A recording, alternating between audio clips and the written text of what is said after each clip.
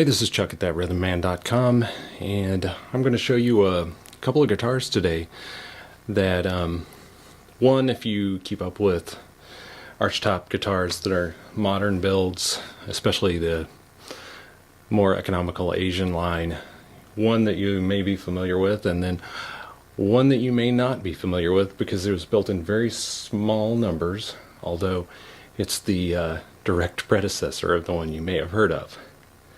So, this is the one you may not have heard of. This is the Esperanto New York. As you can see, it's got the build that looks kind of like one of Jimmy DeQuisto's designs. And it has his style of pickguard, F-holes that he designed, a tailpiece that mimics his tailpiece, and obviously his variation of the New Yorker headstock taken directly from his mentor and direct teacher of building Archtops, D'Angelico. And so, you know, it's got a lot of cool features. It's got a floating pickup, the one single one. It has these nice inlays with a cool design of mother of pearl and abalone. And although it's built really primarily to be an electric guitar, it does have a decent, well, decent amount of acoustic volume. Somebody could certainly play around with one of these. But as I understand it, these were commissioned by the Peerless factory in South Korea by a guy who wanted to start a line of guitars with the idea that these could be economical guitars that guys could take on gigs and not worry about it as much, rather than taking their really expensive Archtops. And so, as I've heard, these were built, I think, in around 50 of them, but, you know, with numbers like that, you never know for sure. And so I have this one, and then for comparison, I have, let's see if I can show these at the same time. You can see it sitting over here on the side. Peerless, as I understand it, just disliked the idea, and the contract ran out, and they just started producing them under their own name. So, as you can see, these guitars are virtually identical. So this is the Peerless New York. I'm going to swap those out here so we can take a little bit of a look at it. But it's got the same headstock, the same pickguard, same design overall. It's just got a headstock that still says New York.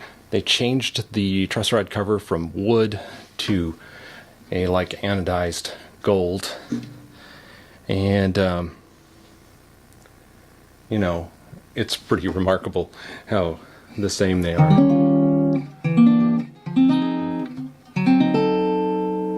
Obviously they didn't change anything but the name across the top, and kept producing them. This one does happen to have a tunematic bridge on it, while this one has an all wooden bridge. But, you know, that's about it. I think I have them strung both with flat wounds. This one actually has chromes on it, and the Esperanto has Tomastic infilled jazz swings on it. But that's about it for the same guitars. This one just doesn't have much in the way of figuring. Has a really slight bird's eye kind of thing going on, and the Esperanto actually has a quilted maple back and sides. But same inlays, same almost everything. But I will tell you, the Esperanto did not have a pickup on it anymore when I got it, and so it has a made in Japan Ibanez floating pickup on it, while this one has the original, and I'm not sure what they used on these originally. It looks, just from the surface that it could be one of the Asian-made Kent Armstrong designs, but I really can't say for sure. Anyway, let's give them a little listen comparison anyway.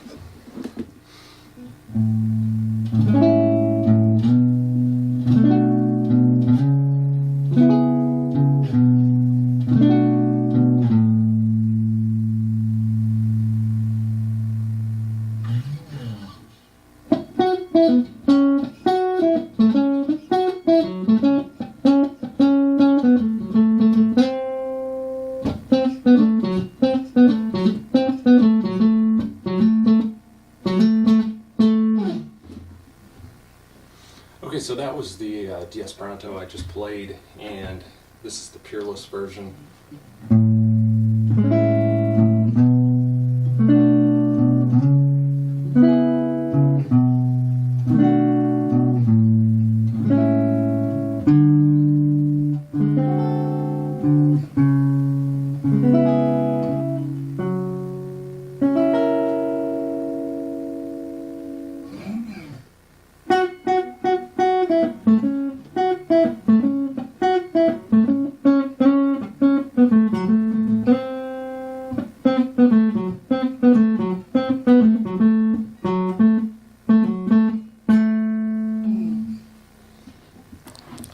So there you have it. I think remarkably similar guitars,